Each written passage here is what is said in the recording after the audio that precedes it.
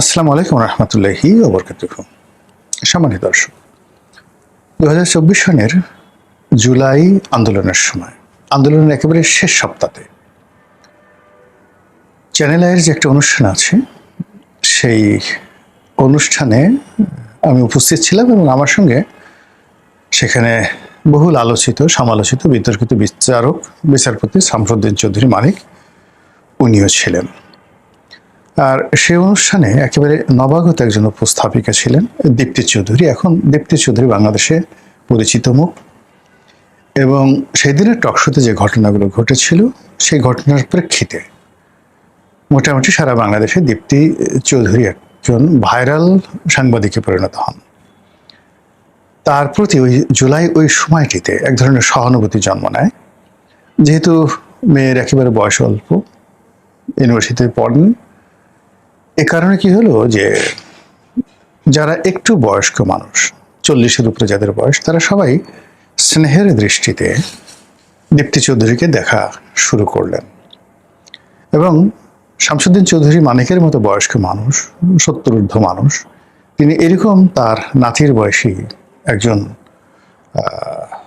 নারীর প্রতি যে অশালীন আচরণ করেছেন, অশালীন বলতে রূঢ় আচরণ করেছেন, তো সেই বিষয়ের কারণে কি হলো, সমস্ত ক্রোধ বিচারপতি মানিকের উপর গেল এবং সমস্ত সহানুভূতি দীপ্তি চৌধুরীর উপরে চলে এলো। এবং তার প্রেক্ষিতে এখন মিডিয়া জগতে মানে সাংবাদিকতা বা টেলিভিশন উপস্থাপনায় দীপ্তি চৌধুরী এখন একজন আলোচিত নাম।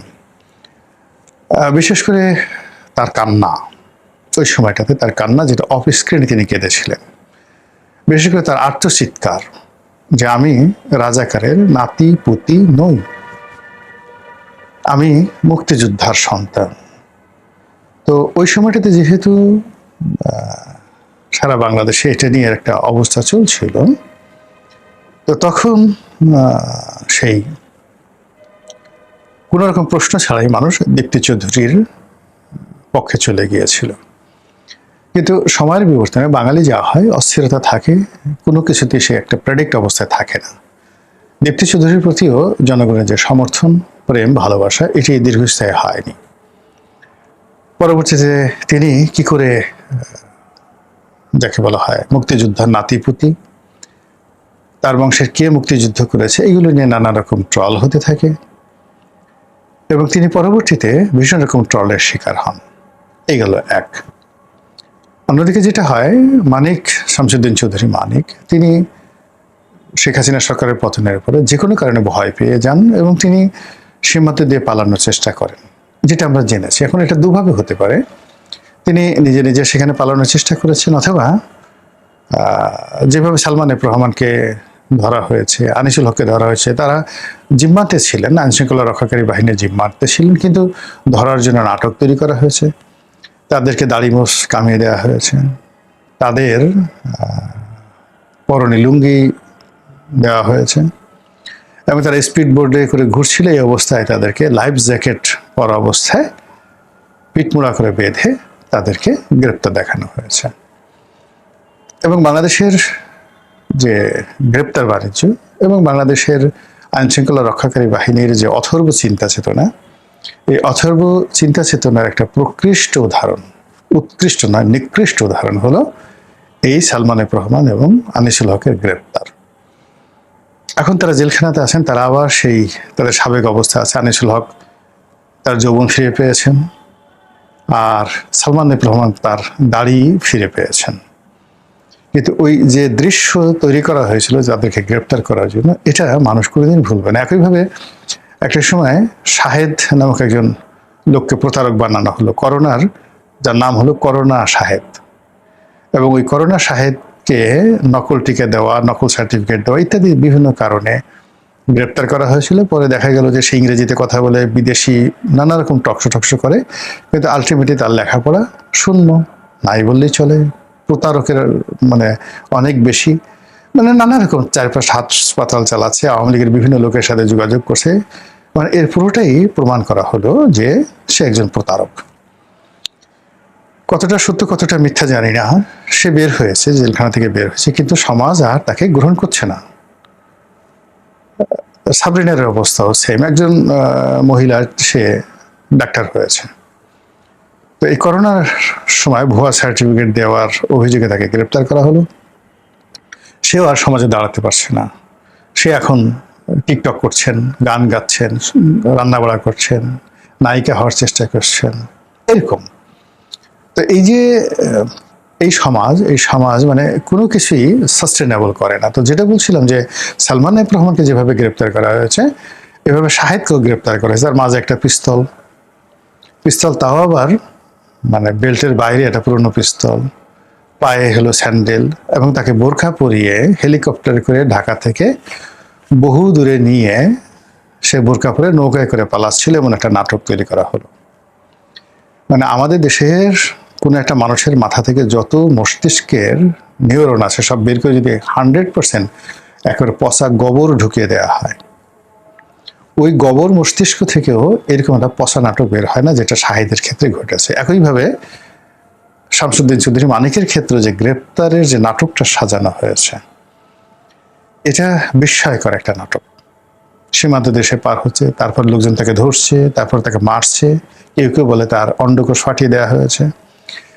এরপর সে শুয়ে শুয়ে কাঁপছে, তাকে একটা কলা পাতার উপরে শুয়ে দেওয়া হয়েছে। এই দৃশ্যগুলো ভালো না, এই দৃশ্যগুলো কোনো অবস্থাতে ভালো না। তো এখন ওই সময়টাতে যে টকশোটা করেছিলাম এই মানিক সাহেবের সাথে, মানে জুলাই মাসের শেষ দিকে, তো ওটা আমার জীবনের 2-3টি মেমোরেবল টকশো এর মধ্যে অন্যতম। টকশোতে এরকম অসংখ্য ঘটনা ঘটেছে। যেমন একবার একটা ঘটনা, RTV-র একটা ঘটনা, সেখানে মারামারি লেগে গেল। ব্যারিস্টার রফিকুল ইসলাম মিয়া বিএনপির নেতা ছিলেন, তারপরে শাহজাহান খান সাহেব আওয়ামী লীগের মন্ত্রী, এরপরে রাশেদা বেগম হীরা, অন্যান্য আওয়ামী লীগের যারা ছিলেন, বিএনপির যারা ছিলেন, মারামারি শুরু হয়ে গেল। এবং আমি সেই অনুষ্ঠানে উপস্থিত থাকার পর পরিস্থিতি এমন অবস্থা হয়ে গেল যে উপস্থাপক যিনি ছিলেন রুবায়েত ফেরদৌস, ডক্টর রুবায়েত ফেরদৌস প্রফেসর, তিনি বললেন যে রনি ভাই আপনি বসেন, আপনি মধ্যে বসেন। সে ভয়ে উঠে গেল বা অনেকগুলো পরিস্থিতি সে নিয়ন্ত্রণ করতে পারেন, এবং আমি উপস্থাপকের চেয়ারে বসলাম। ঠিক এমন সময় কারেন্ট চলে গেল। এখন কারেন্ট চলে যাওয়ার পরে একেবারে অন্ধকার, লাইভ চলছিল, এই লাইভের মধ্যে কারেন্ট চলে গেল। তার মধ্যে এরে ধরো, ওরে মারো, এই এরে ঘুষি মারো, এটা করো, ওর কাপড় ধরে টান দাও, ইত্যাদি ইত্যাদি নানা রকম ঘটনা ঘটতে থাকলো। মানে আমি একবার রফিকুল ইসলাম মিয়াকে জড়াই ধরি, আবার সেই শাহজাহান খান সাহেবকে জড়াই ধরি, কানে কানে বলি যে শাহজাহান ভাই আপনি কি করছেন, আপনি রফিকুল ইসলাম মিয়া বুড়া মানুষ, তাকে যদি আপনি ঘুষি মারতে চাচ্ছেন, আপনার একটা ঘুষি যদি ওনার নাকে পড়ে, উনি তো মরে যাবেন, এখানে স্পট ডেট হবে, আপনি তো মার্ডার কেসে পড়ে যাবেন।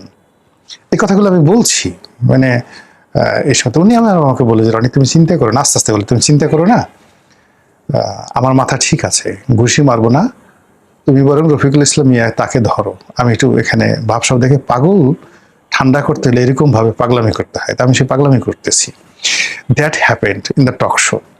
তো সেই করতে দীপচন্দ্র চৌধুরীর ওই অনুষ্ঠানে এরকম অনেকগুলো ঘটনা ঘটছে। যতক্ষণ এর লাইভে ছিল ততক্ষণ আমি নিয়ন্ত্রণ করতে পেরেছি, দীপ্তিকেও নিয়ন্ত্রণ করতে পেরেছিলাম, তারপর যাকে বলা হয় শামসুদ্দিন চৌধুরী মানিক, তাকেও ঠান্ডা রাখতে পেরেছিলাম। কিন্তু অনুষ্ঠান যখন শেষ হলো 1 মিনিটের মধ্যে মানে দীপ্তি মন খারাপ করে বসেছিল, তারপর শামসুদ্দিন চৌধুরী মানিক সেও ঝগড়া করার জন্য বসেছিল, কিছু একটা বলবে। তা আমি জাস্ট বললাম যে মানিক ভাই চলেন, তো যখন চলে আসবো, তো এর মধ্যেই বললাম যে ও আপনার একেবারে নাতির বয়সী মেয়েটাকে আপনি খুব রূঢ় আচরণ করছেন, একটু শোতে যাওয়া হয়েছে, আপনি জাস্ট একটু নরম ভাষায় কথা বলে একটু আদর করে দেন। এই কথার সঙ্গে সঙ্গে তিনি বললেন যে এই রাজাকারের বাচ্চা বা নাতিপুতি এরকম কি একটা যেন বাজে কথা তিনি বললেন, আর তো দীপ্তি ব্রাস্ট হয়ে গেল, একদম ফেটে পড়ার মতো অবস্থা। তা আমি ওই অবস্থা থেকে তাকে জড়িয়ে ধরে ওখান থেকে নিয়ে আসার চেষ্টা করলাম। কিন্তু এর মধ্যে যে ঘটনা ঘটলো সেটা হলো, ওখানে যারা কলা কৌশলী ছিলেন, ক্যামেরাম্যান থেকে শুরু করে সবাই এখন শামসুদ্দিন চৌধুরী মানিককে তারা মারবে, মানে দীপ্তির সাথে যে আচরণ করে হয়েছে ওটা চ্যানেল আয়ের যারা কলা কৌশলী তারা কোনো অবস্থাতেই মানতে পারছে না, তারা তাকে মারবে। এদিকে চ্যানেলের যারা ওখানে বস ছিলেন তারা সবাই বললেন, রনি ভাই আপনি পরিস্থিতি যেভাবে ওনাকে একটু টেনে বাইরে নিয়ে আসেন, যদি একটা ঘটনা ঘটে চ্যানেল আই বন্ধ হয়ে যাবে। এই কারণে তখনও পর্যন্ত সরকার ক্ষমতায়, মানিক সাহেব তখনও খুব পাওয়ারফুল মানুষ, তা তিনি যদি চ্যানেল আইয়ের কলাকুশলী হাতে মার খান তাহলে পুরো চ্যানেল আই ভবন বোমা মেরে উড়িয়ে দেওয়া হবে এবং ছাত্রলীগে সে কাউকে প্রাণে রাখবে না। এই অবস্থাতে বলতে গেলে তাকে পাজাকুলো করে করে আমি বাইরে নিয়ে আসলাম। এবং সেই দিন যদি আমি এই কাজটি না করতে পারতাম, ওখানে একটা দুর্ঘটনা অবশ্যই ঘটতো। এর কারণ হলো এটা দীপ্তির উপর নির্ভর করে। দীপ্তি আউট অফ যাকে বলা হয় সেন্টিমেন্ট, সে চলে যাচ্ছিল, সে যা ইচ্ছে তাই বলছিল। আর অন্যদিকে যারা কলা কৌশলী তারাও মানে ওনার দিকে তেড়ে আসছিল তাকে মারার জন্য। তো সেখানে আমি মধ্যস্থতায় দাঁড়িয়ে, শামসুদ্দিন চৌধুরী মানিক তার বডিগার্ডও এগিয়ে আসছে এবং মানে এমন অবস্থা সে গুলি করার মতো অবস্থায় পৌঁছে গেছিল বডিগার্ড। তো সেই বডিগার্ডটাকে আমি বললাম তোমার কিছু করার দরকার না, আমি তাকে জোর করে বাইরে এনে তাকে সেই গাড়িতে তুলে দিলাম। এখন এই প্রসঙ্গটা নতুন করে আসলে এই কারণ যে এটা তো অনেক পুরনো ঘটনা, 24-এর পর এটা 25 গেছে এবং এটা অনেকটা ভাইরাল টক শো, বহু মানুষ দেখেছে। একমাত্র আমার চ্যানেলে আমি এটা আপলোড করার পর এটা মোর দ্যান প্রায় 45 লাখ লোক এটা দেখেছে। কিন্তু এই গত 2 মাস ধরে, অর্থাৎ জুন মাস থেকে আজকের দিন পর্যন্ত এই টক শোটি আবার ভাইরাল হয়ে যাচ্ছে। মানুষ পাগলের মতো এই জুলাই মাসে ওই দৃশ্যগুলো দেখছে। এবং অবাক করার ব্যাপার হলো যে এখন বেশিরভাগ যারা কমেন্ট করছেন দর্শক, তারা সবাই আওয়ামী লীগের লোকজন। বেশিরভাগ যারা কমেন্টার তারা সবাই শামসুদ্দিন চৌধুরী মানিকের পক্ষে কথা বলছেন। বেশিরভাগ যারা কমেন্টার তারা দীপ্তি চৌধুরীর বিপক্ষে কথাবার্তা বলছেন। এবং এখন মানে পুরো জিনিসটা এই মাত্র 2 বছরের মাথায় রিভার্স হয়ে গেছে। এই হলো আমাদের মন এবং মানসিকতা। মহান আল্লাহ আমাদের সবাইকে হেদায়েত দান করুন এবং হেফাজত করুন। আসসালামু আলাইকুম ওয়া রাহমাতুল্লাহি ওয়া বারাকাতুহু।